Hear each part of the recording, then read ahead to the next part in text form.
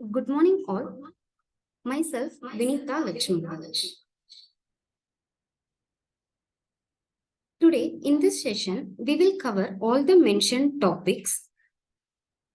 That is applicability of CARO under first 10 classes we are going to discuss here. Firstly, we will see what is CARO 2020. It is a new format for issue of audit report under Companies Act 2013. Why CARO 2020? What are the amendments are there? As we know, number of frauds detected including fund diversion, unaccounted cash, banking frauds and funds misappropriation of inventories, etc. Considering those banking frauds in today's scenario, amendments has been made in CARO and also enhance disclosures and bring more transparency. Next up, let's discuss about what is difference between CARO 2016 and CARO 2020. CARO 2016 has only 16 classes. In CARO 2020, 7 new classes have been inserted. So, CARO 2020 contains totally 21 classes. The central government may, in consultation with NFRA, that is National Financial Reporting Authority, by general or special order, direct in respect of such class or description of companies as may be specified in the order, that the auditor's report shall also include a statement on such matters as may be specified therein.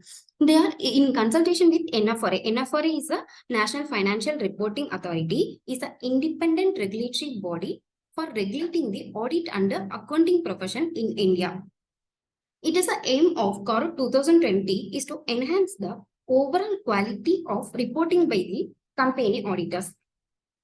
CARO 2020 is applicable for all the statutory audits commencing on or after April 1, 2021. The MCA issued the Companies Auditor Reports Order 2020 CARO 2020 in February 2020, which is applicable for audits of financial statement for periods begin on or after April 1, 2021. The CARO 2020 contains several new modified reporting requirements with regard to the CARO 2003, CARO 2015 and CARO 2016. Recently, it is CARO 2020. It's aimed to overall enhance the quality of reporting by the company auditors. We will move to the next slide. In the next slide, we will going to discuss about the applicability of the CARO 2020. CARO 2020 is applicable to all the company, including a foreign company. As defined, there are few exemptions in CARO 2020. That exemptions are banking company as defined Section 5 of the Banking Regulation Act 1949. Insurance company defined under the Insurance Act 1938. Section 8 company, as we already know, it is have a license operate under the Section 8 company. And one person company defined under class subsection 62 of Section 2. Then small company, Section 2, subsection of 85. Company can claim to be small company. It has to fulfill in the following provisions. Company should be private limited and paid up capital should not be more than 4 crore. Turnover should not exceed more than 40 crore.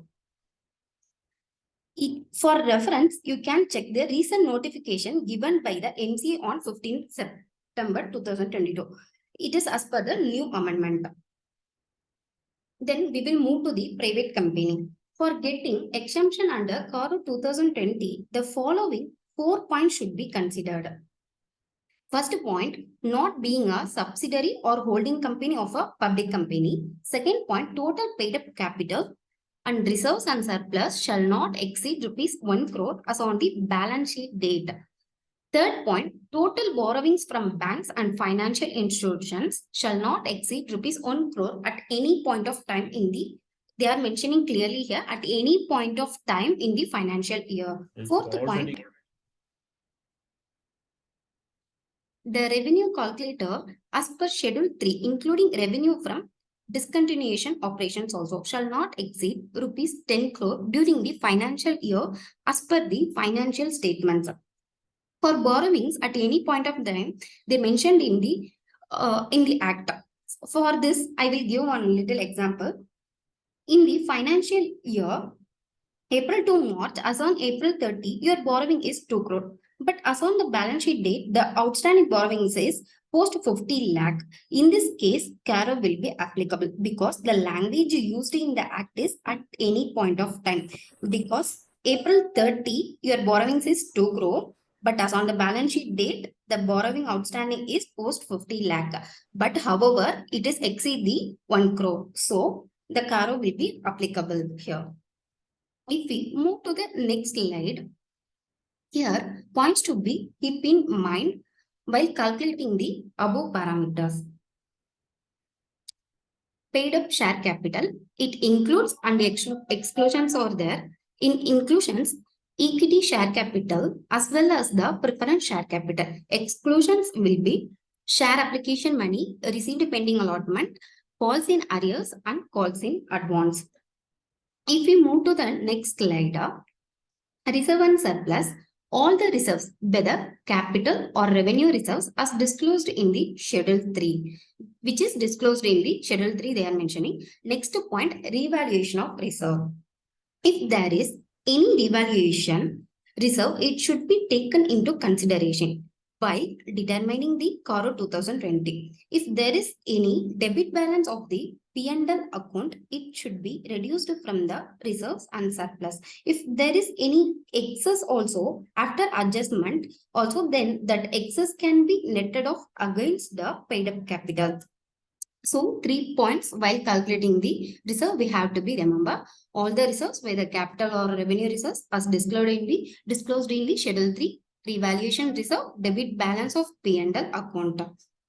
Next up, if you move to the revenue, total income disclosed in Schedule 3 to the Act, total income would include revenue from operations and other income as per Schedule 3. Other income also here included. Revenue will also include revenue from discontinuation of operations also. They are mentioning here. If you move to the next slide, I will give an example for revenues also. Aggregate amount of sales affected by the company, including the revenue from discontinuation operations also. GST shall be deducted from the turnover. It excludes sales returns and trade discounts also. Next up, we will move to the borrowings. Borrowings only from bank and financial institutions. It includes all the loan irrespective of nature of loans. It can be whether the loans can be like demand loans, working capital loans, cash credits and overdraft bills purchased and discounted. Loans whether secured or unsecured. The aggregate borrowings limit shall be computed from all banks and financial institutions cumulatively, but not as per each bank or financial institution basis. Here they are clearly mentioning borrowings limit shall be computed from all banks and financial institutions cumulatively, but not as per each bank or financial institution basis. Then limit shall be considered at any point of the time during the financial year. Gross amount outstanding in overdraft facility against fixed deposits without adjusting FD shall be considered for CARO. Next, credit cards. Amount outstanding in respect of credit cards also be considered. So borrowings is over. Next, we will move to the next slide. Here I will add some additional points. That is, first is holding and subsidiary company. In holding and subsidiary company, limits for applicability of CARO should be computed on the basis of standalone financial statements of holding and subsidiary company separately, but not on the basis of consolidated financial statement. If we move to the next, companies having branches. Once it is applicable to the company as a whole, each and every branch of the company will be covered under CARO. Therefore, all the branch auditors of the company are also required to report on the 21 clauses in the branch audit. Report on the concern basis. Next, period of compliance. Order should be judged with reference to the whole accounting year and not merely with reference to the position existing at the balance sheet date or the date at which he makes report. If we move to the next slide, applicability of the Consolidated financial statement. The order specifically provides that it shall not apply to the auditor's report on consolidated financial statement except class 21. Previously in CARO 2016, there is no applicability for consolidated financial statement. Companies in CARO 2020 only except the class 21, it is not applicable. This means that the auditor will need to give a CARO report on the consolidated financial statement with respect to paragraph 3, which is mentioned in the guidelines 21 of the order only. Thus, the auditor is not required to report on the rest of the class of the paragraph 3, which is mentioned as per guidelines here. The auditor's report of holding company shall also be an indicative of the companies included in the consolidated financial statements whose CARO reports contain any qualifications or adverse marks. Auditors also hereafter they will comment on their reports whether it's about the qualifications or adverse marks, adverse remarks. Classes of CARO 2020 is total number of classes is 21. Applicability from on or after 1st April 2021. If we move to the next slide, here I am going to explain about the class 1 subsection A.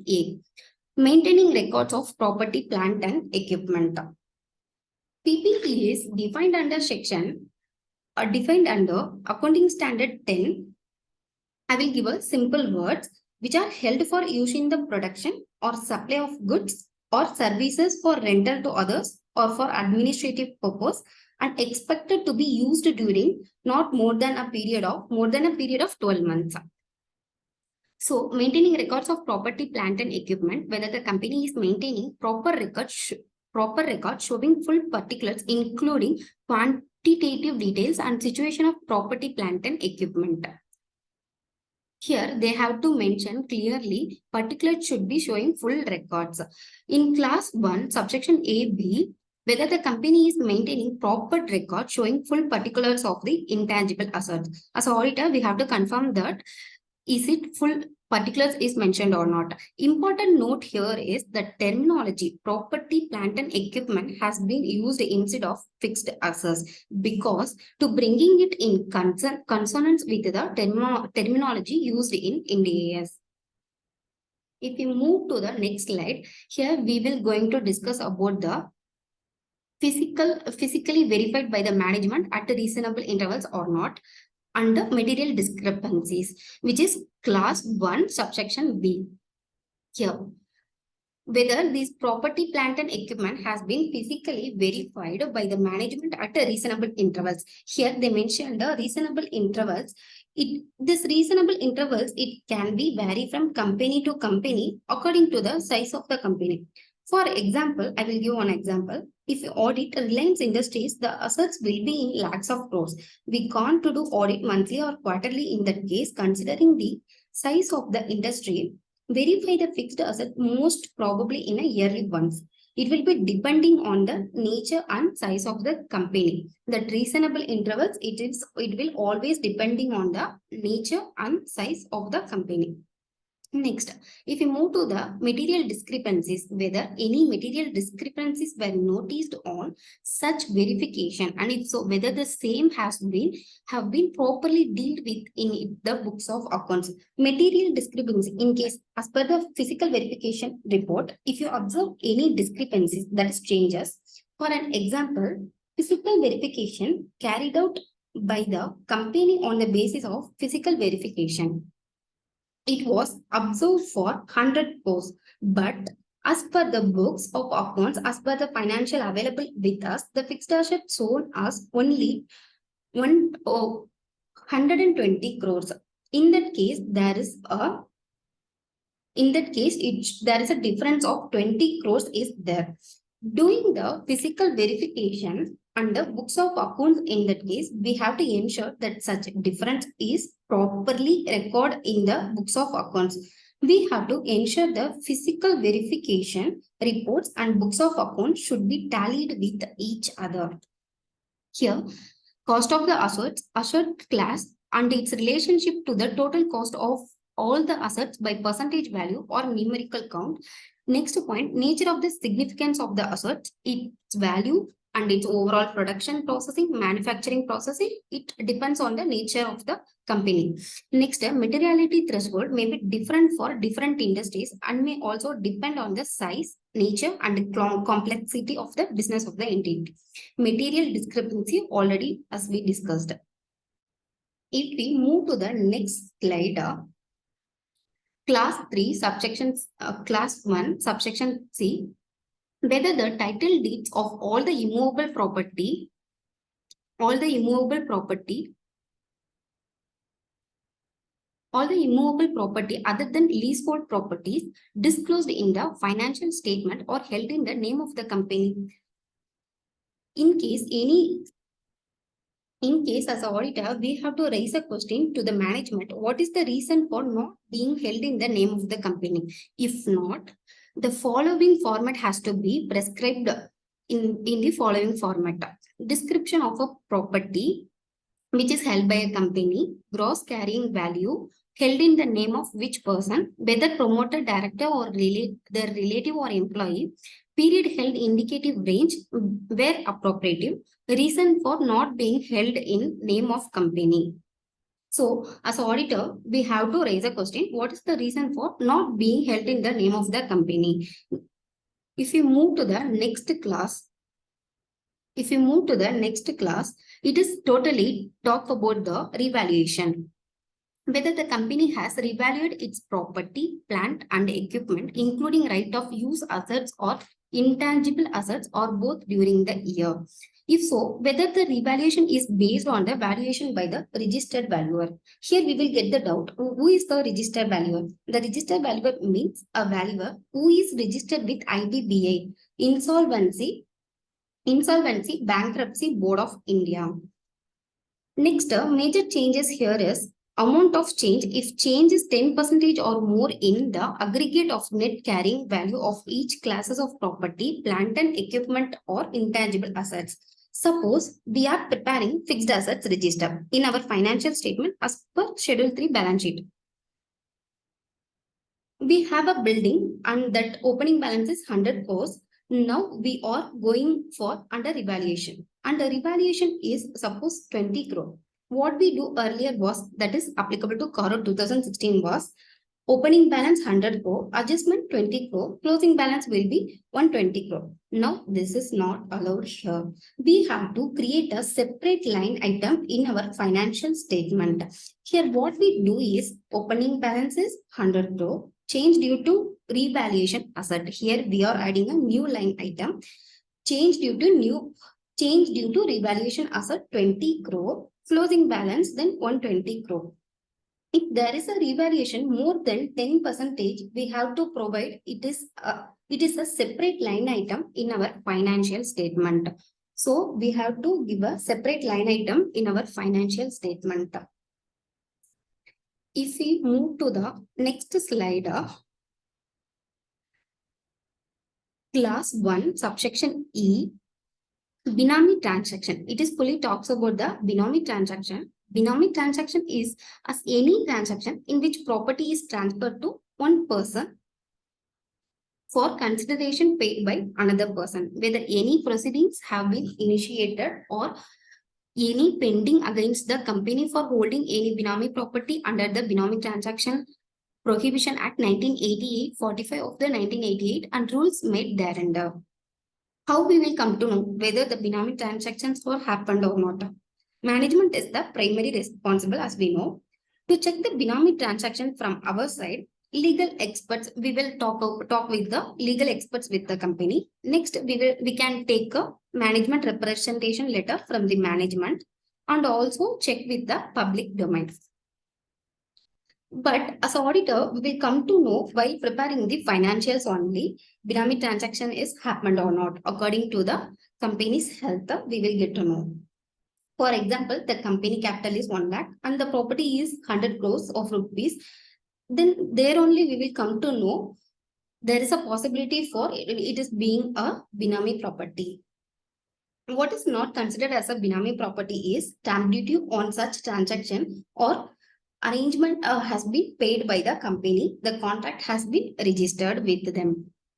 with between them? If so, whether the company has appropriately disclosed the detail in its financial statements. Now, this session will continue by the Puja.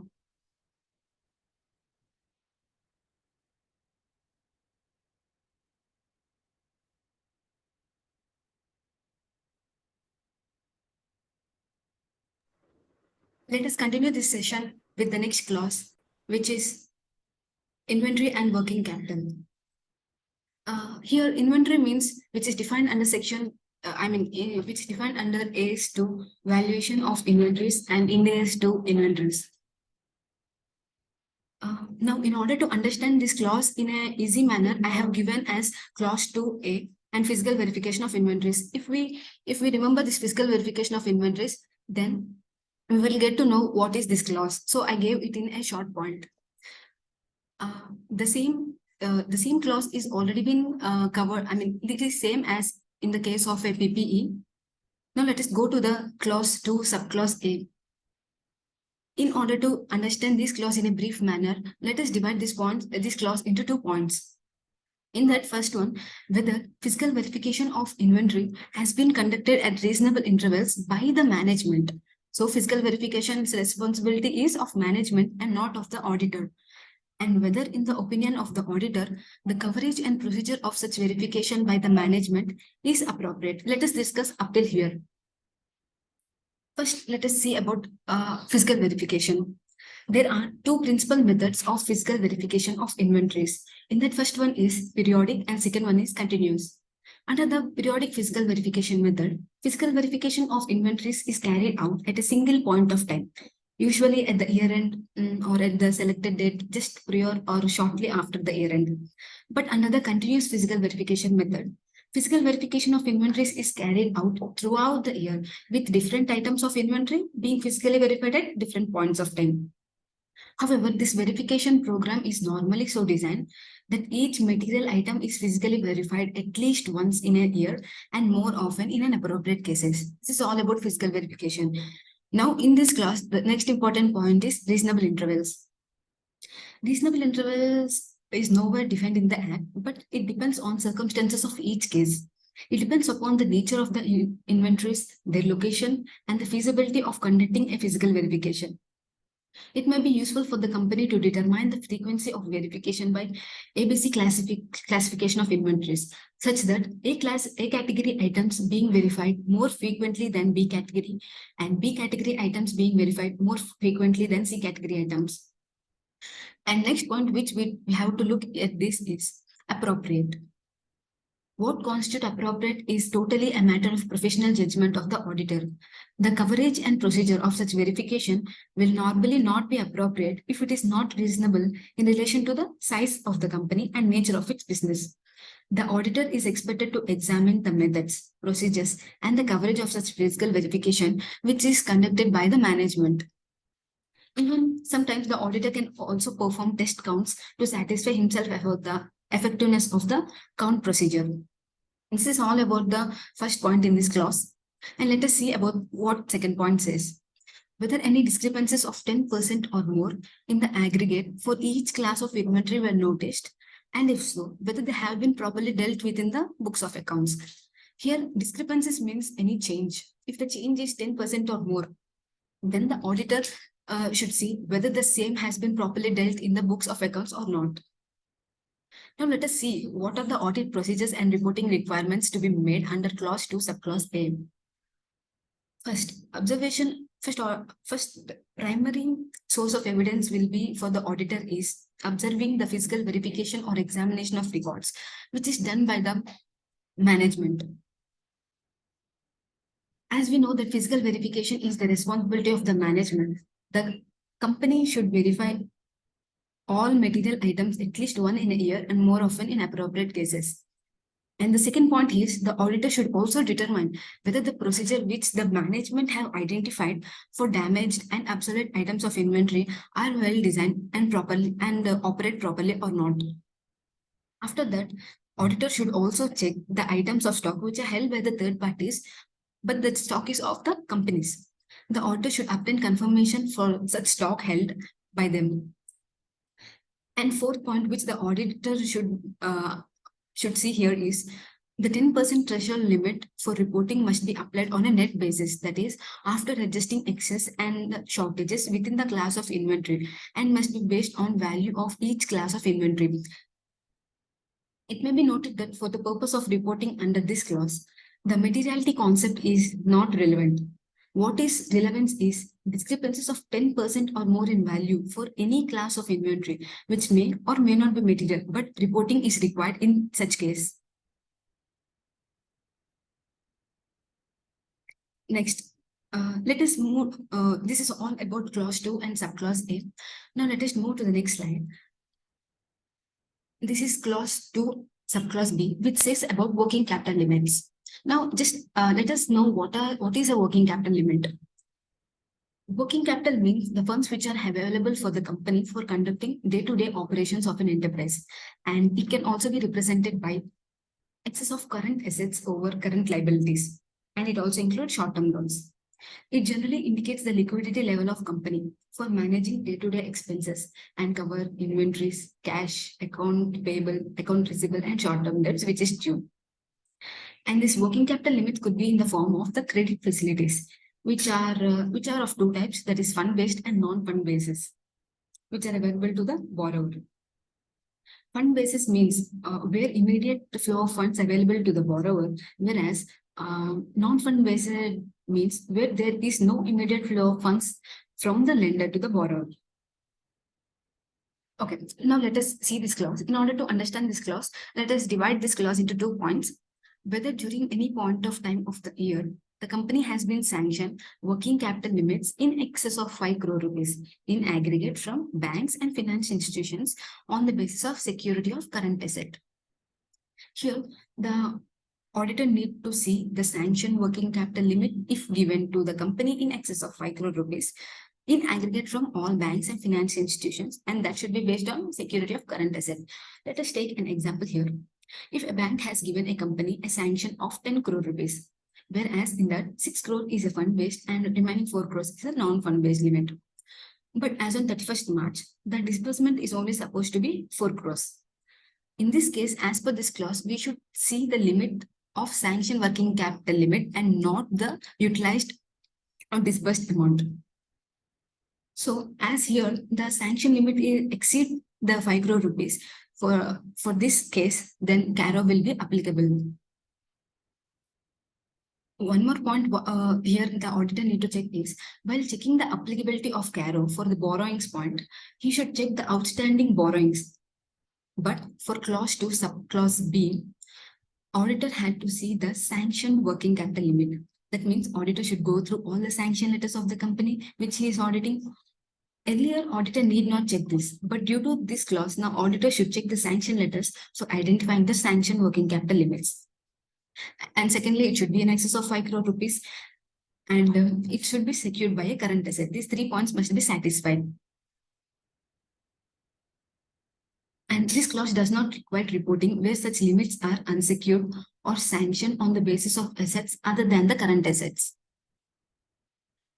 Now, let us move to the second point, which is a very important clause, that whether the quarterly returns or statements filed by the company with such bank or financial institutions are in agreement with the books of accounts of the company. If not, then auditor should give the details. Here, what the statutory auditor has to do is, the statutory auditor has to comment whether the stock statement submitted by the company with the bank tallies with the books of accounts or not. This increases the responsibility of the auditor on multifold. Now, the auditor has to compare the quarterly statement with the books of accounts, have to check the aging, check the valuation of the stock, and also have to check the creditors and everything which are related to such working capital. But unless and until auditor have completely verified the stock statement, it is better not to give any affirmative remarks regarding this. Now let us go what and all audit procedure and reporting the auditor should go through. Even though the utilization may be less than the sanction limit of 5 crores, but such cases also will be covered for this reporting purpose, provided the sanction working capital is in excess of 5 crore rupees. Here, the auditor is not required to audit such quarterly returns or statements, but only to compare the same with the books of accounts and report disagreement, if any. Here, the auditor is not required to audit the books of accounts on the basis of which statements or quarterly returns have been prepared and submitted to the banks or financial institutions. Moreover, although the company may be submitting monthly return statements to the lender, reporting under this clause is confined to the quarterly returns or statements only. Therefore, in such scenarios, the auditor is required only to verify the return or statements as at the end of the each quarter, and not for other months of the same quarter. Let us take an example. For instance, if the company submits the returns or statements on a monthly basis, let us say for months of April, May, and June. In this case, the auditor would be required to verify the returns or statements solely for the month of June, being the relevant return as at the end of the quarter. Now, the third point which the auditor should see here is if any discrepancies arises when such written or statements are compared with the books of accounts, the auditor is required to report the same.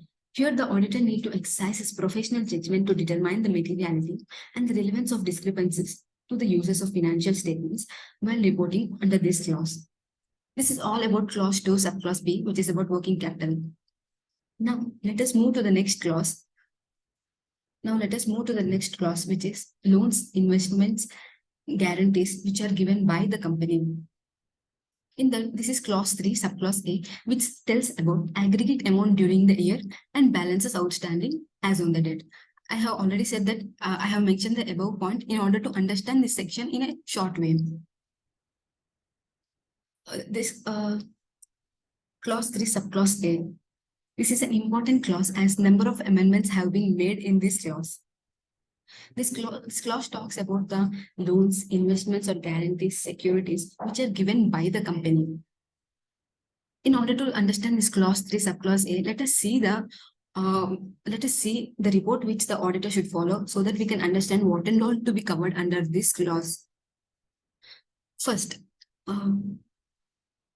let us see what is guarantees. Generally, guarantees given by the company will be treated as a contingent liability.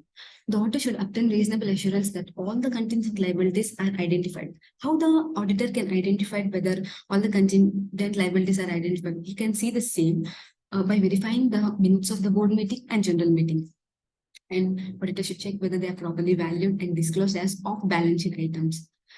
For this, the auditor should obtain a written representation from the management that there are no guarantees issued up to the year end which are yet to be recorded, and all the obligations in respect of guarantees have been duly recorded in the register of guarantees and the same is disclosed. Now, in respect of the securities, guarantees, loans, auditor have to bifurcate between related parties and unrelated parties. Related parties such as subsidiaries, joint venture associates, and non-related parties as others. Secondly, auditor have to provide the balance during the year and balance outstanding as on the balance sheet date. By seeing this format, we can know what and all auditor should report under this clause. Now let us move to the next subclause, which is clause 3, subclause B. In this subclause, it is mentioned about the terms and conditions of such loans are not prejudicial to the interest of the company. Now let's have a look on the clause. Whether the investment made, guarantees provided, security given, and the terms and conditions of the grant of the loans and advances in the nature of loans and guarantees which are provided are not prejudicial to the company's interest. Auditor has to provide an opinion on this, whether the loans, advances, and guarantees given by the management are prejudicial to the interest of the company or not. There was no such clause earlier, but now auditor has to comment on this. As an auditor, how will you comment whether they are prejudicial to the company or against the company? In order to understand this subclause in a more detailed manner, they have added another 4 subclauses after this. First, let us see what is the audit procedure and reporting requirement the auditor should go through.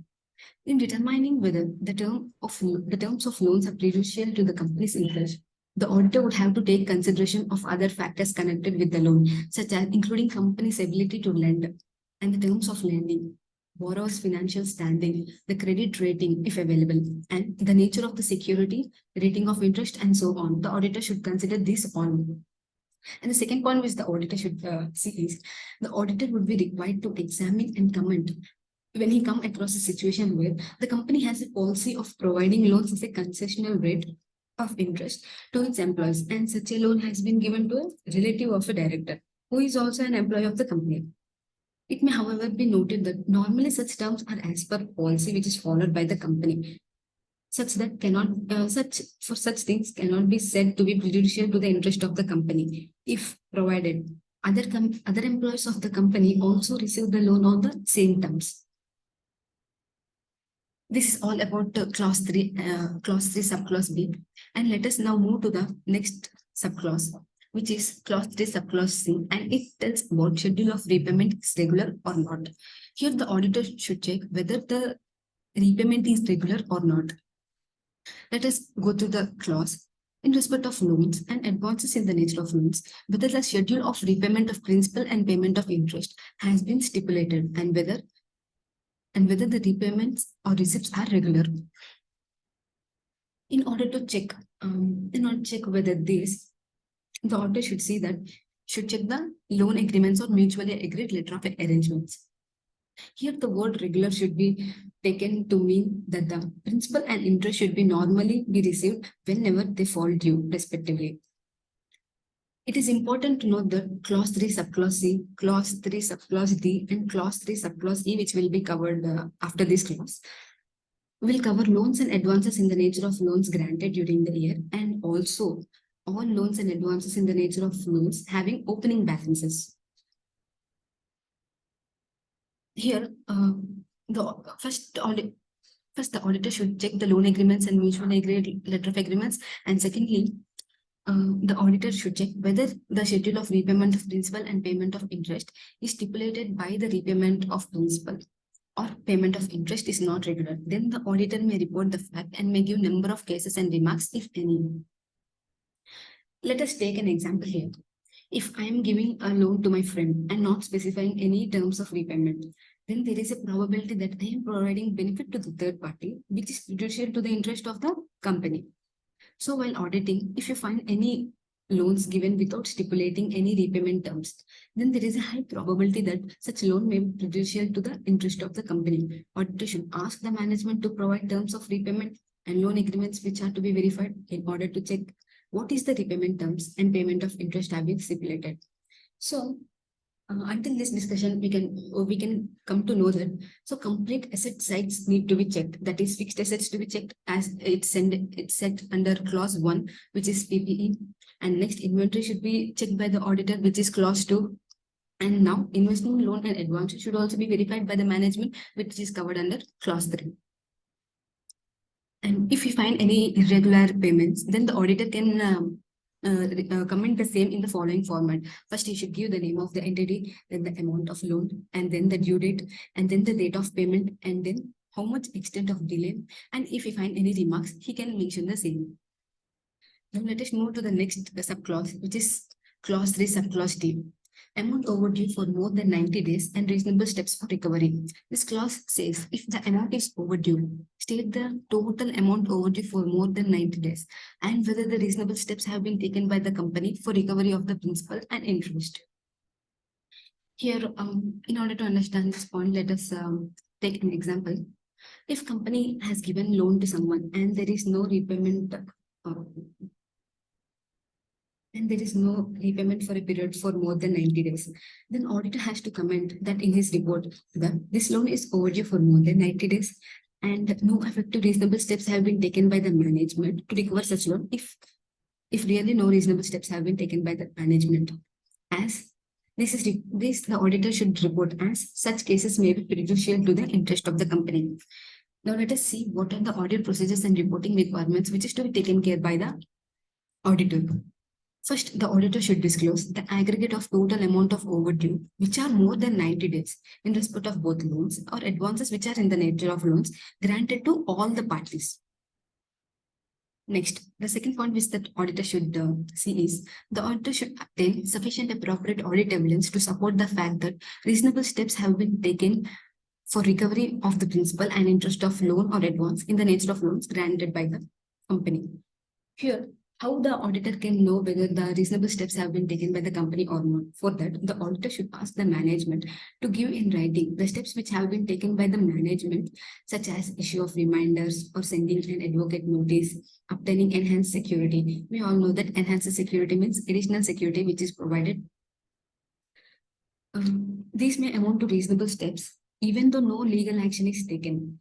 The author should arrive at his opinion only after considering of management's representation regarding this and other relevant evidences which are available to him. If the auditor find any cases which are overdue for more than 90 days, then the same can be reported under the following format, in where the auditor should mention the number of cases and the principal amount overdue, and for that interest overdue and the total overdue amount. And if he find any remarks, then he should mention the same. This is all about clause 3 subclause D.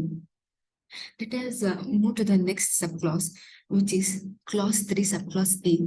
In short, we can say it as evergreening of loan. Evergreening of loan is nowhere mentioned in the act. Only for the purpose of understanding, I have given it as evergreening of loan. Now let us let us know what is evergreening of loan. Fresh loans have been granted to settle the existing overdue loan can be known as evergreening of loan. First, let us go through this clause. Whether any loan or advances in the nature of loan granted, which has fallen due during the year, has been renewed or extended, or fresh loans granted to settle the overdues of existing loans given to the same parties. It must be given to the same parties. If so, then specify the aggregate amount of such dues renewed or extended or settled by a fresh loan, and the percentage of the aggregate to the total loan or advances in the nature of loan granted during the year. Here, one point should be noted that this clause shall not be applicable to the companies whose principal business is to give the loans. Let us take an example for the evergreening of loan. If company has given loan to Z, specifying repayment terms as rupees 1 crore, which is to be repayable as rupees 10 lakhs per month for 12 months. In this case, Z has not repaid for 3 months. So the overdue amount is 30 lakhs. Now, in the 4th month, company gave Z a new loan of 50 lakhs. 50 lakhs so as to adjust the existing overdue of 30 lakhs and 20 lakhs as a new loan. As here, a company is giving fresh loan of 50 lakhs to adjust the existing overdue of 30 lakhs. This can be treated as evergreening of loan. Actually, this is not allowed as per RBI circular. While auditing, if you find any such cases, then there is a high probability that it might be prejudicial to the interest of the company. So here, what and all the audit procedure and reporting requirement which is taken care by the auditor is: first, the auditor should examine the agreements and mutual letters, and then in respect of loans falling due as on the balance sheet date and which were renewed, extended, or settled post balance sheet date and before the date of audit report, the same should be considered for reporting under this clause. For the same matter should also be reported in the next year. Under this clause, the auditor should comment under the following format. First, he should give the name of the parties, then aggregate amount of loans or advances in the nature of loans granted during the year. And in third column, aggregate overdue amount settled by renewal or extension or by fresh loan granted to the same parties. And in the last column, percentage of the aggregate to the total loans or advances in the nature of loans granted during the year. He should take what and all loans are renewed or extended to the loans granted only during the year. This is all about clause 3 subclause E. Now let's move to the next subclause, which is clause 3 subclause F, which say about loan repayable on demand or without specifying terms to the related parties. Let's have a look on this clause. Whether the company has granted any loans or advances in the nature of loans, either repayable on demand or without specifying any terms or period of repayment. If so, specify the aggregate amount percentage thereof to the total loans granted. Aggregate amount of loans granted to the promoters, related parties as defined in the Companies Act 2013. Here, this clause also to be seen by the auditor as the same could also be prejudicial to the interest of the company. Now let us see what and all the audit procedures which are to be taken care by the auditor is. First, the auditor shall obtain the list of promoters as per section 2 subsection 69 and related parties as per section 2 subsection 76 of the Act. Here we can note that such relationship may exist at any point during the year.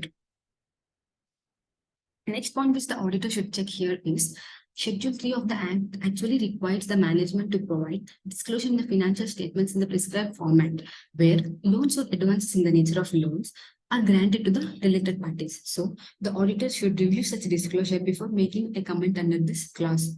Further in Schedule 3 to the Act, loans and advances given to the related parties are only considered, whereas in CARO 2020, if loans and advances are given to other than related parties also to be included. And the third point which the auditor should see here is there will be some cases. In case the auditor identifies loans or advances in the nature of loans are granted to promoters or related parties which are repayable on demand or which may be without specifying any terms or period of repayment. Then the auditor should report the gross amount of its loans or advances in the nature of loans granted during the year. This can be clearly understand if we see the report which the auditor should report under this clause. First, the auditor should state the aggregate amount of loans or advances which are in the nature of loans, which are repayable on demand, or which agreements do not specify any term or period of repayment. First, you should give for all parties, then how much for the promoters and how much for the related parties. Then he should add the both. He should also mention the percentage of loans or advances in the nature of loans to the total loans. This is all about clause 3 subclause F. Now let us move to the next clause, which is loans to directors or corporates. Please deal with clause number 4. It says about loans, investment guarantees, and securities. And let us have a look on the clause. In respect of loans, investment guarantees, and securities, whether provisions of section 185 and 186 of the Companies Act have been complied with. If not, then the auditor should provide the details thereof. Here, auditor should check whether the sections of 185 and 186 of the Companies Act are being complied with or not. What section 185 says is that there is a prohibition on company that company may not advance any loans to or give any security, give any guarantee or provide any security in connection with the loans which are taken by director or his relative or partner, or director of holding company or his relative or partner, or any firm in which such director or relative is a partner. And section 185 also prohibits advance of loans to directors either directly or indirectly. Now let us see what and all the audit procedure and reporting requirement which is taken care by the auditor is. First of all, the auditor should obtain from the management the details of the directors of such company or any person in whom any of the director of the company is interested. First, let us know what is this meaning. What is the meaning of any person in whom any of the director of the company is interested? As per the Act, any person in whom any of the director is interested means any private company of which such director is a director or a member, or a body corporate at a general meeting at which not less than 25% of total voting power may be exercised by such directors, then the same can be known as the person in whom any of the director of the company is interested. So the auditor should obtain details of directors and any person in whom any of the directors of the company is interested, and the auditor can also obtain Form MBP1. Form MBP1 MBP1 is a form which is given by the director in which the interest of the director is stated.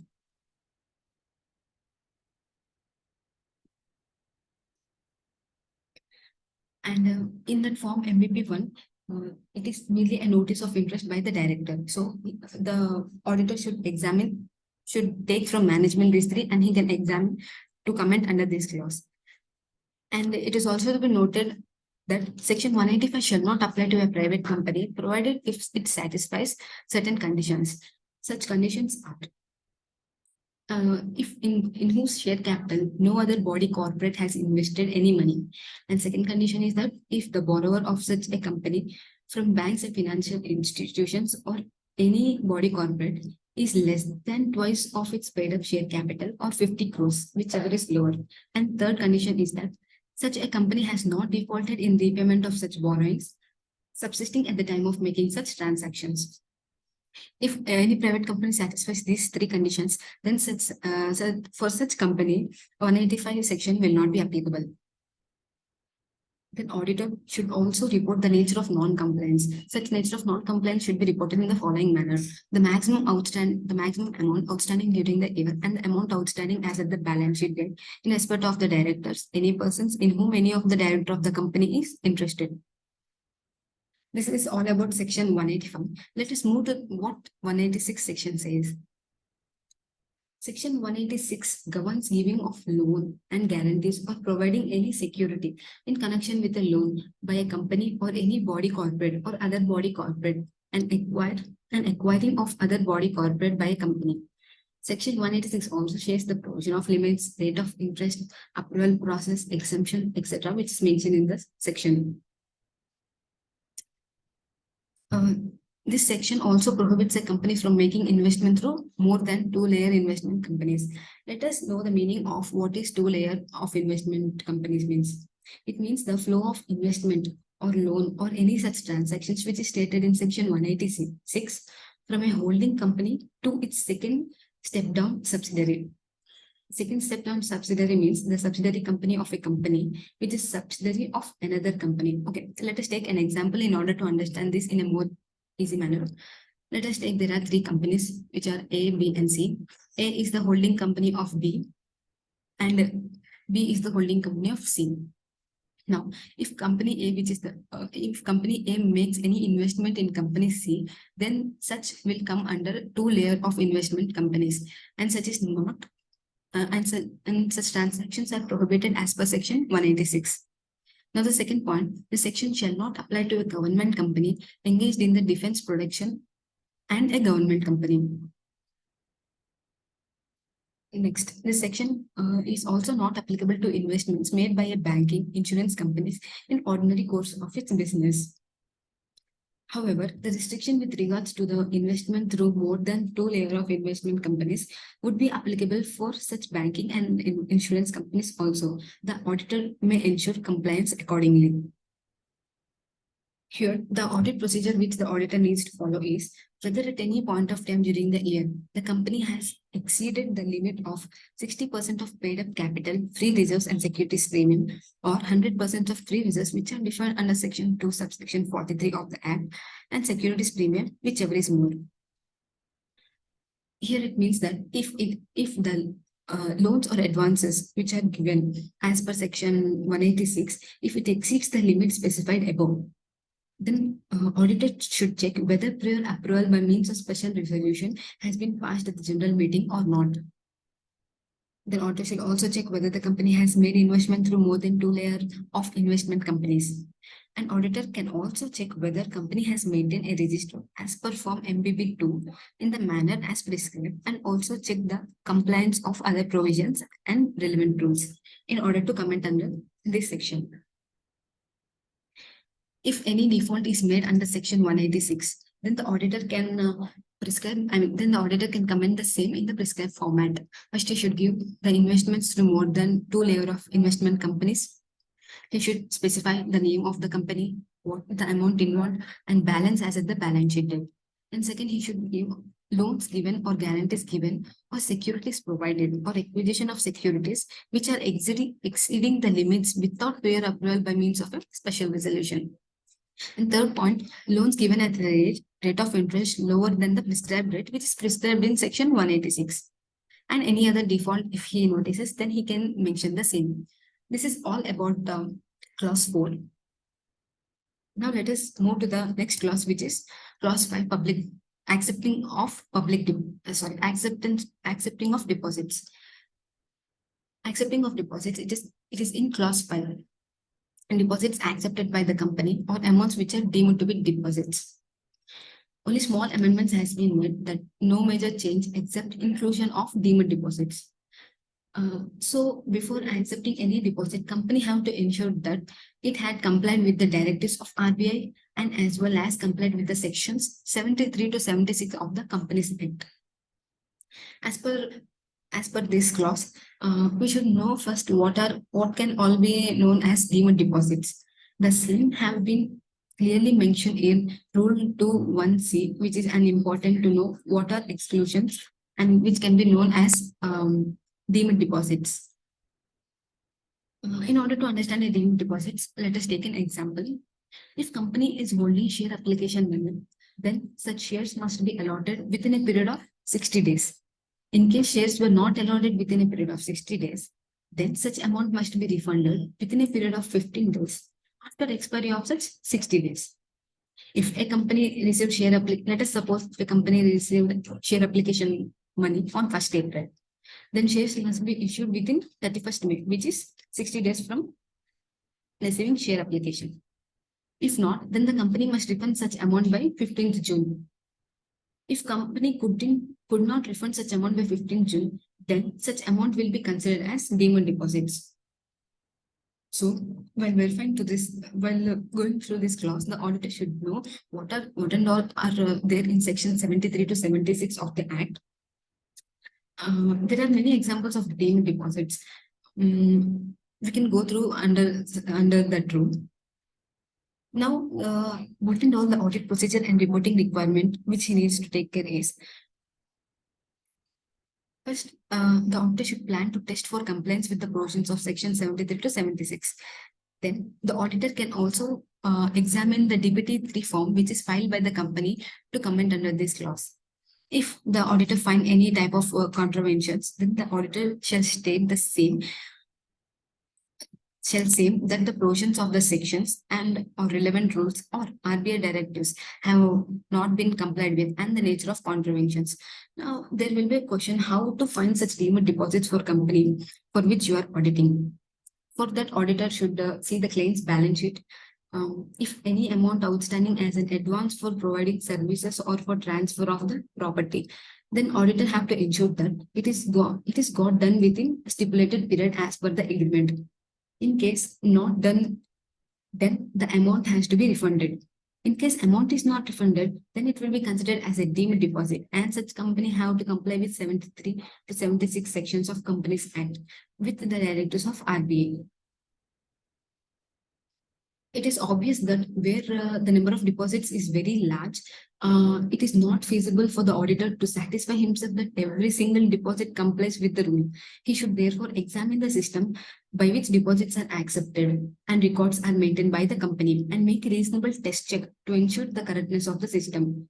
The auditor may also make a checklist to ensure that all the requirements of the rules regarding the records to be maintained, returns to be filed, etc. are complied with. This is all about clause 5, which is accepting of deposits.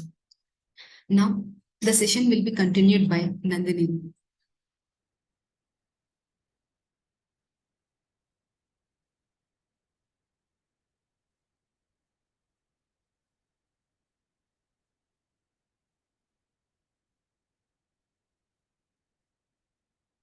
Okay, now I'm going to say totally 5 clauses: cost records, statutory dues, unrecorded income, default in repayment of borrowings, and initial public offer, further public offer.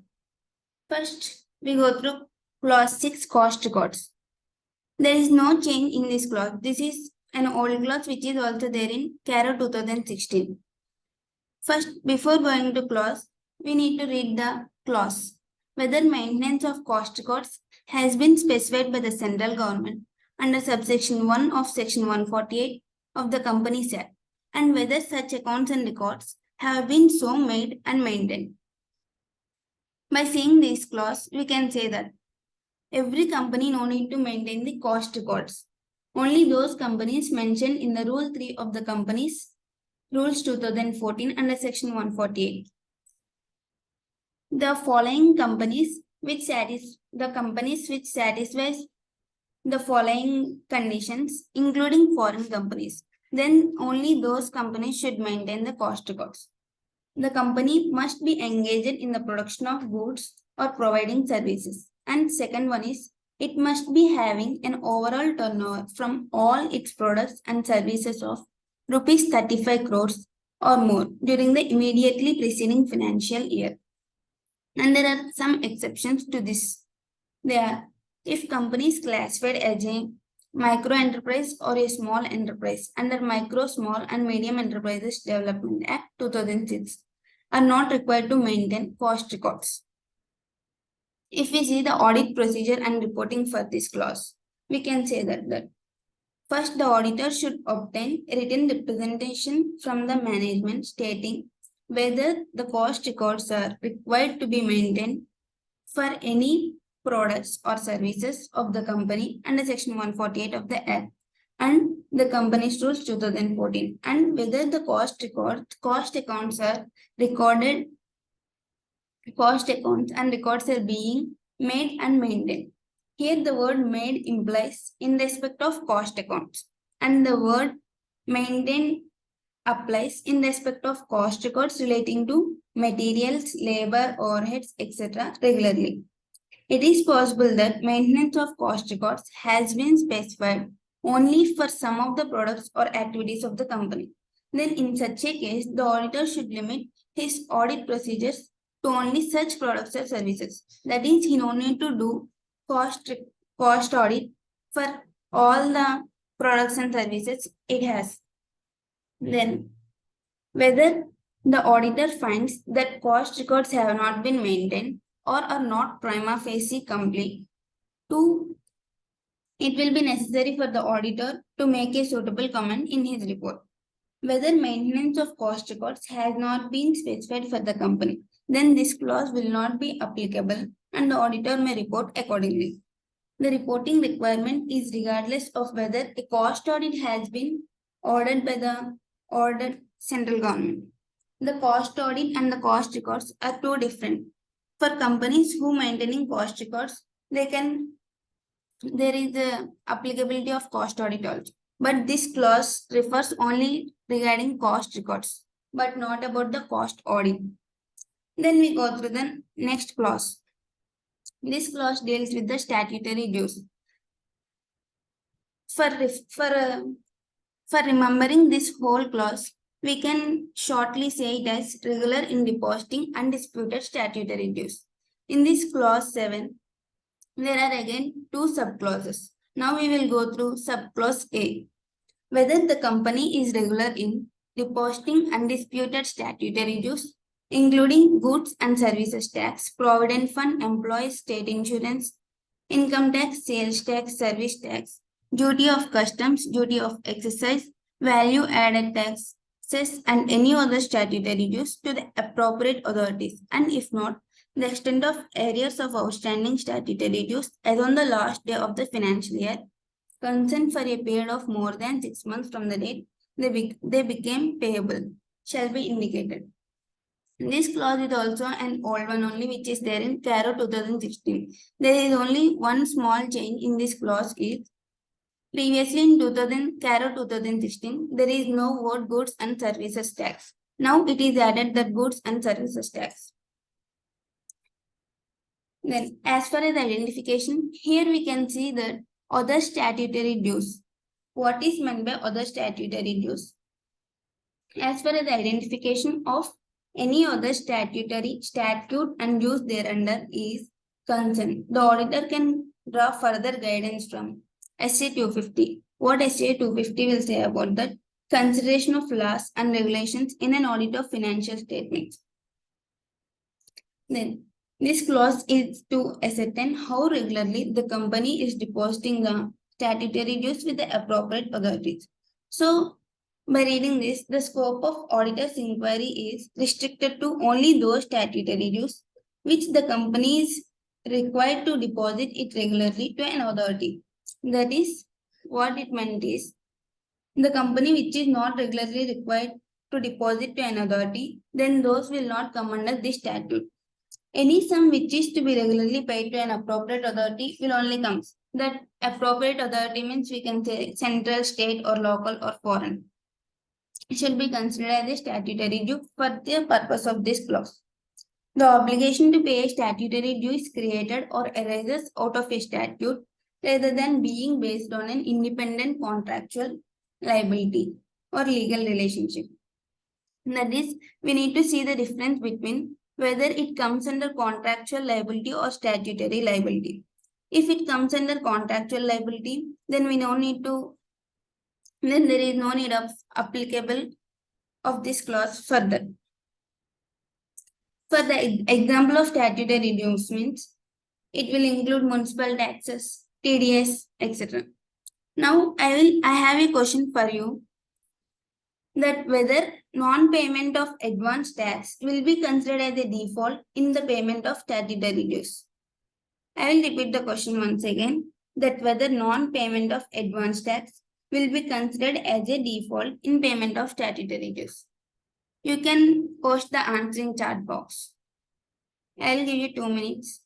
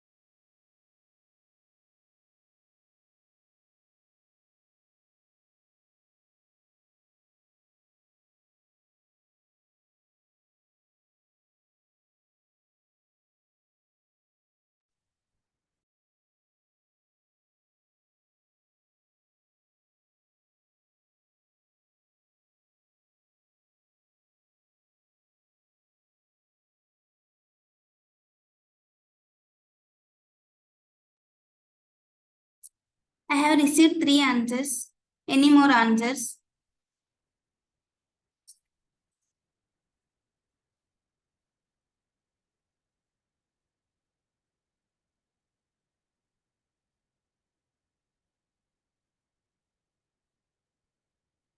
Maniratnam said yes, and Kishore said no.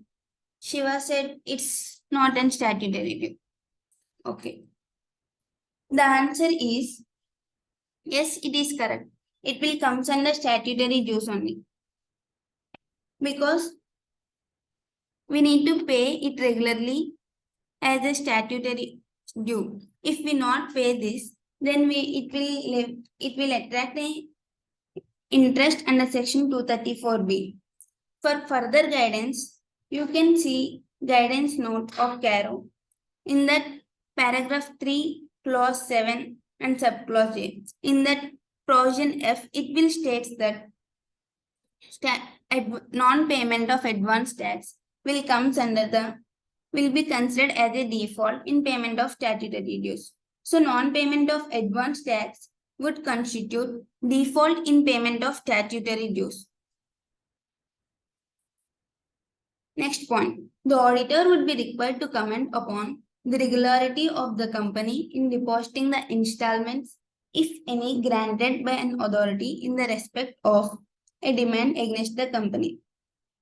There may be some situations where a company has deposited the relevant dues before the end of the year, but while it has been a default in the matter of a significant part of the year, in that cases, there will be no arrears on the balance sheet date, but the company has been irregular during the year in depositing the statutory dues. In this case, we can see that on the balance sheet date, there will be no irregular payments, but during the year, there are some irregular payments. Then the auditor should state this fact while reporting under the clause.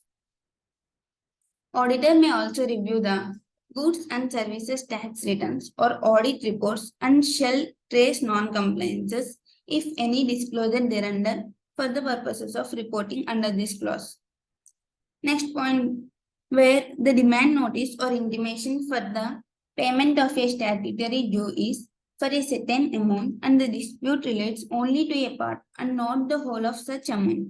Only such part of the amount should be treated as a disputed and the balance should be regarded as undisputed. Now,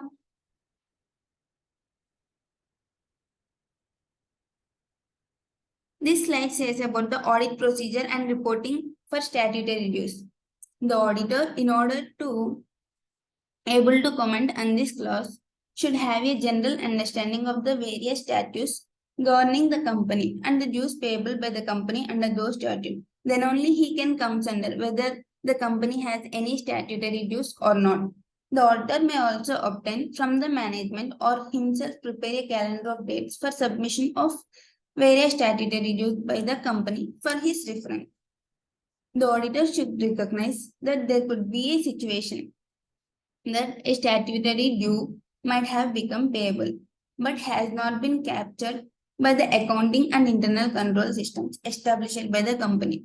So, to mitigate this one, he should perform procedures. The auditor should obtain a written representation with reference to the date of balance sheet from the management. In that written representation, there should be like specifying the cases and amounts considered disputed, containing a list of the cases and the amount in respect of the statutory dues which are undisputed and have remained outstanding for a period of more than 6 months from the date they become payable, and containing a statement as to the completeness of the information provided by the management. The auditor may report the same statutory dues in this following format. First, name of the statute, that means that default comes under which statute, and the nature of the dues, amount, period to which the amount relates, and the due date for the payment of those statutory dues, date of payment, when payment made, and remarks if any. Now let us go to the subclause B in the statutory dues. This clause says about statutory dues not deposited on account of any dispute. In subclause A, we discussed about the statutory dues not disputed. Now we will go through any dispute, where statutory dues referred to in subclause A have not been deposited on account of any dispute. Then the amounts involved and the forum where dispute is pending shall be mentioned. A mere representation to the concerned department shall not be treated as a dispute. This clause will cover all the disputed statutory dues, including but not limited to income tax, goods and services tax, etc. This clause requires that in case of disputed statutory dues, the amount involved should be stated along with the forum where this dispute is pending. Therefore, even minor amounts would be required to be reported under this clause. The auditor should report in a manner so that the reader is able to understand the dispute and the amount involved therein. Means common man should also understand that one. In that manner, the auditor should mention this. While going, next we go through audit procedure and reporting. The audit procedures applied by the auditor for commenting on the previous clause will be helpful for this clause also. The auditor should also obtain a management representation about the disputed dues, amount involved, and the forum where dispute is pending. A show cause or similar notice generally contains the requirements or queries of the assessing officer. Normally, issuance of a show cause notice by the concerned department should not be construed to be a demand payable by the company. The tax demands that have been set aside are clearly not dues.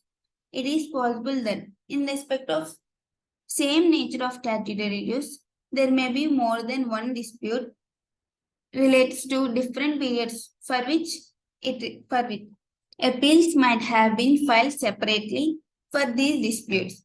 For example, Different years' income tax liabilities might have been disputed at different levels of appellate authorities. Hence, in such cases, the information required by this clause should be given separately in respect of each period. Next, we go through next clause, clause 8, unrecorded income. This clause is new clause which not there in CARO 2016. This clause states that whether any transactions not recorded in the books of accounts have been surrendered or disclosed as income during the year in the tax assessments under the Income Tax Act 1961. If so, whether the previously unrecorded income has been properly recorded in the books of accounts during the year. Reporting under this clause shall be applicable only those transactions which are not recorded in the books of accounts of previous years has been surrendered or disclosed as income during the income tax assessments or any such made. If yes, then the auditor shall also report on proper recording of the same in the books of account during the year. For example, we are in a financial year 2023. In this financial year, they made an income tax assessment for the financial year 2018-19. Then company has supposed to surrender or voluntary disclosure to income tax authority an amount of rupees 8 crores. If it is not voluntarily surrendered, then it not comes under this clause.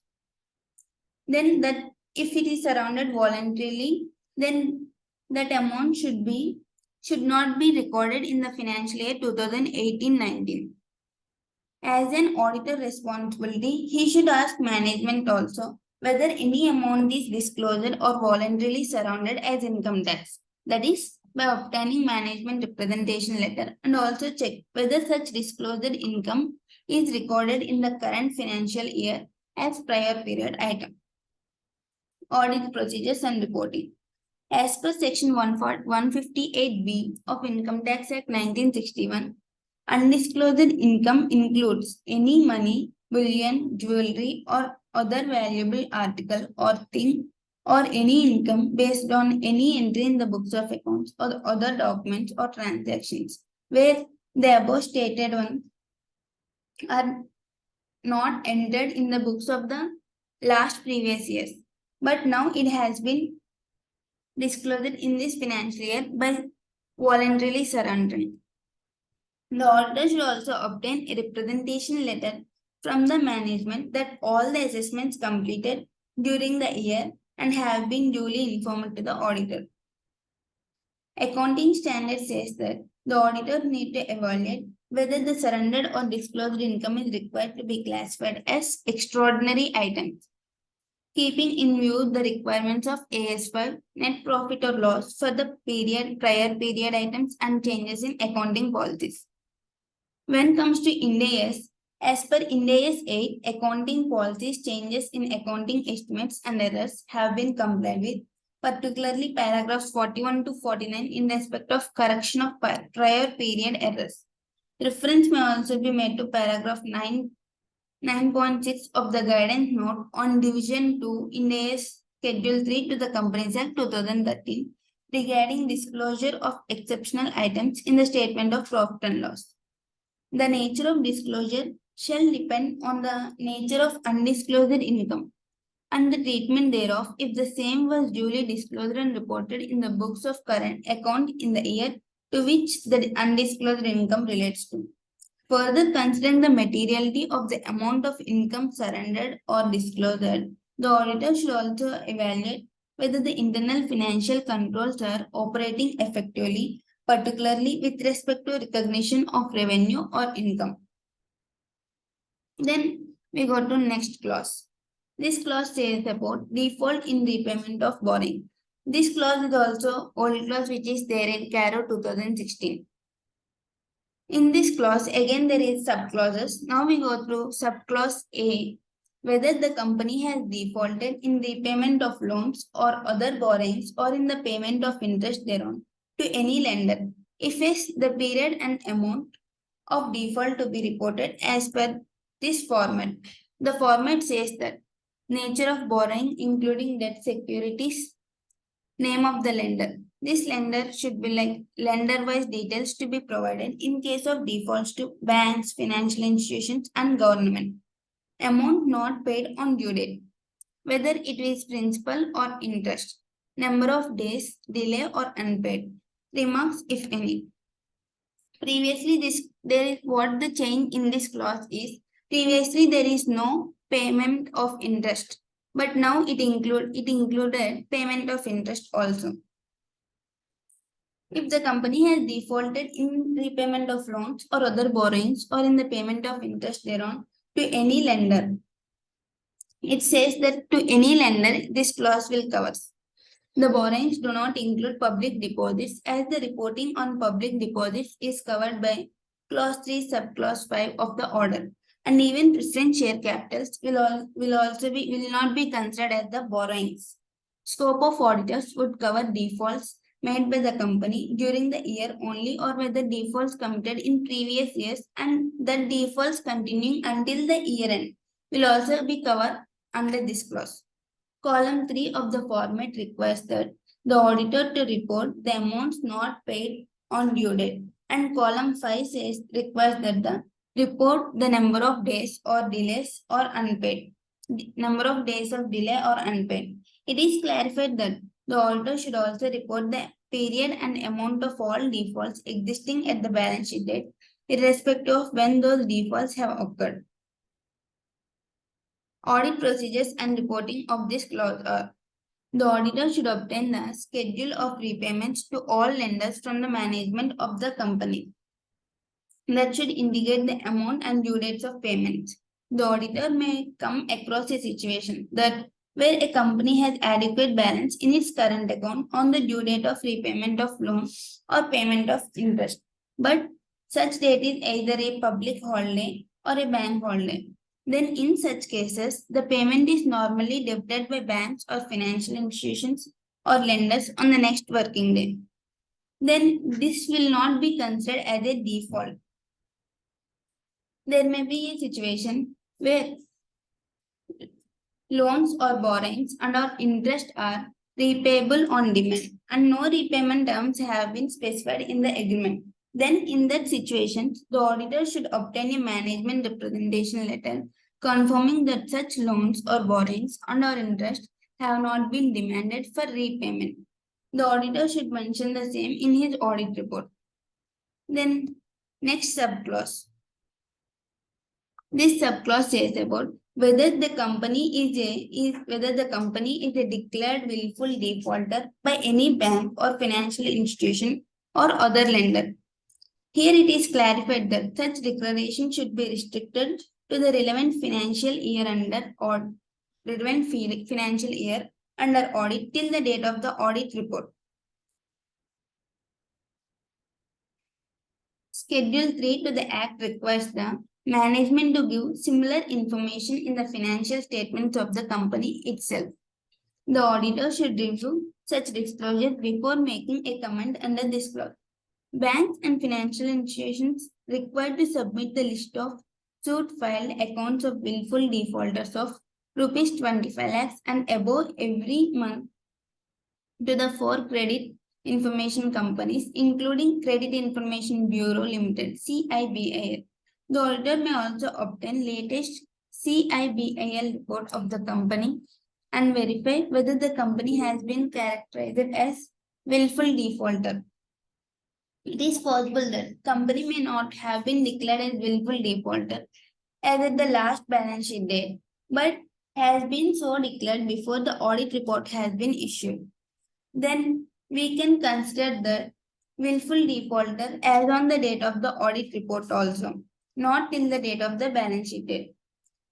An example of reporting under this clause is according to the information and explanation given to us and on the basis of our audit procedures, we report that the company has been declared willful defaulter by as on the date. Next goes to third subclause. It says about the term loans. Whether term loans were applied for the purpose for which the loans were obtained. If not, the amount of loan so diverted and the purpose for which it is used may be reported. First of all, the auditor should ascertain whether the company has taken any term loans. Term loans normally have a fixed or predetermined repayment schedule. In the common parlance of the expression, loans with repayment period beyond 36 months are usually known as term loans. Cash credit, overdraft, and call money accounts or deposits are therefore not covered by the expression term loans. During construction phase, companies generally temporarily invest the surplus funds to reduce the cost of capital or for any other business reason. But however, subsequently the same are utilized for the stated objectives only.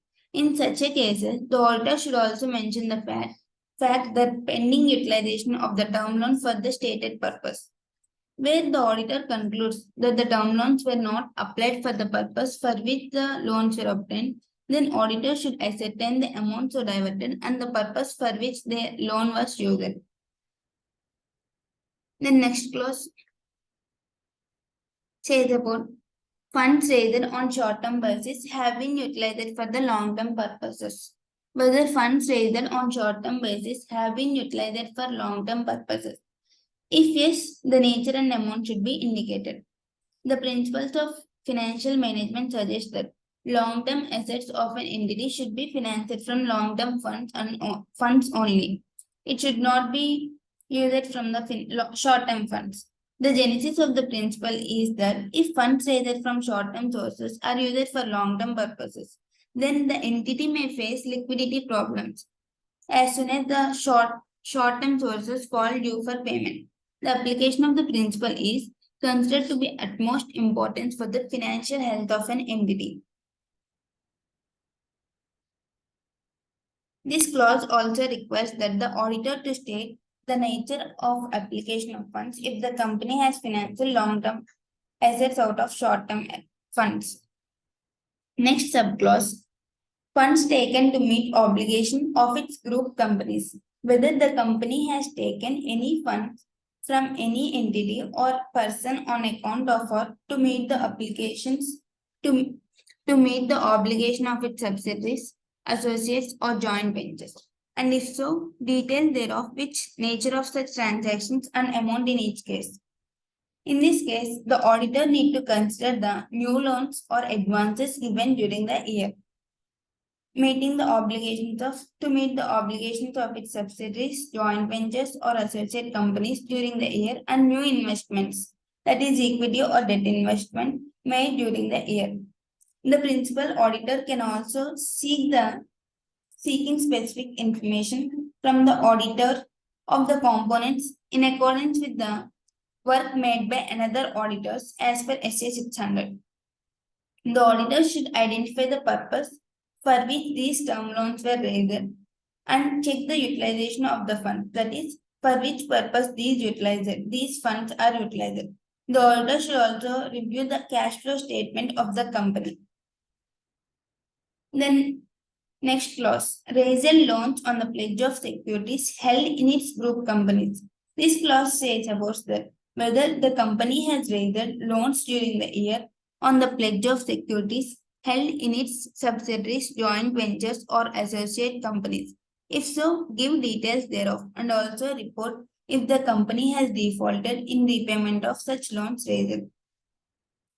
The reporting is required only in case of loans taken during the year, even if these has been repaid. Therefore, loans taken in earlier years and outstanding as at the balance sheet need not be reported. The auditor should obtain schedule of all loans raised during the year from the management. It is clarified that this clause does not specify the lender, and therefore the reporting under this clause include loans taken from any lender during the year. The auditor should verify the loan agreements or other documents such as term sheets to check the nature of security against such loans. The auditor may also consider obtaining management representations in this regard. Now the last clause is initial public offer and further public offer. This clause is also there in CARO 2016 and there is amendments in this clause. whether money is raised by way of initial public offer or further public offer. It includes debt instruments during the year were applied for the purposes for which those are raised. If not, the details together with the delays or defaults and subsequent rectification, if any, as may be applicable, to be reported. In case the company has made an initial public offer or further public offer, then the auditor is required to report upon the disclosure of end use of those monies by the management in the financial statement, and also required to state whether they verified the disclosure made by the management in this regard. The IPO or FPO shall also cover issue of equity share, convertible securities, non-convertible debt securities, non-convertible redeemable preferences, perpetual debt instruments, perpetual non-cumulative preferences, Indian depository deposits, receipts, and securitized debt instruments. And part 1 of chapter 3 of the Act, consisting of sections 23 to 41, which deals with the public offer, that provides that a public company may issue securities to public through prospectus, which is also referred to as public offer. Explanation to section 23 states that public offer includes initial public offer or further public offer of securities to the public by a company, or an offer for sale of securities to the public by an existing shareholder through issue of prospectus. Currently, there is no legal requirement under the Act to disclose the end use of money raised by the initial public offer or further public offer in the financial statement. The companies, however, make such a disclosures in the board report. In the absence of any legal requirement of such disclosure, it appears that this clause emphasizes that companies should disclose the end use of money raised by the initial public offer or further public offer in the financial statements by way of notes, and the auditor should verify the same. The audit procedures and reporting for this clause are: the auditor should verify that the amount of end use of money disclosed in the financial statements by the management is not materially different from the proposed and the actual use. Since offer for sale of specified securities to the public by any existing holder does not result in any monies raised by the company, the same is outside the purview of the reporting requirement under this clause. Note: the reporting requirement under this clause also seeks to cover the details of non-compliances in respect of monies which were raised during the previous accounting period but were actually utilized in the current accounting period. The subclause B deals with the preferential allotment or private placement or convertible debentures. Whether the company has made any preferential allotment or private placement of shares or convertible debentures during the year, and if so, whether the requirements of Section 42 and Section 62 of the Companies Act 2013 have been complied with, and the funds raised have been used for the purposes for which the funds were raised. If not, provide the details in respect of amount involved and the nature of non-compliance. This clause requires that in case of preferential allotment or private placement of shares or convertible debentures, either fully, partially, or optionally convertible during the year, whether the requirements of Section 42 and Section 62 of the Act and the rules framed thereunder have been complied with. Further, this clause also requires the auditor to report upon the utilization of the said funds for the purposes for which it has been raised. If not, reporting is required, giving details of the amount involved and the nature of non-compliance.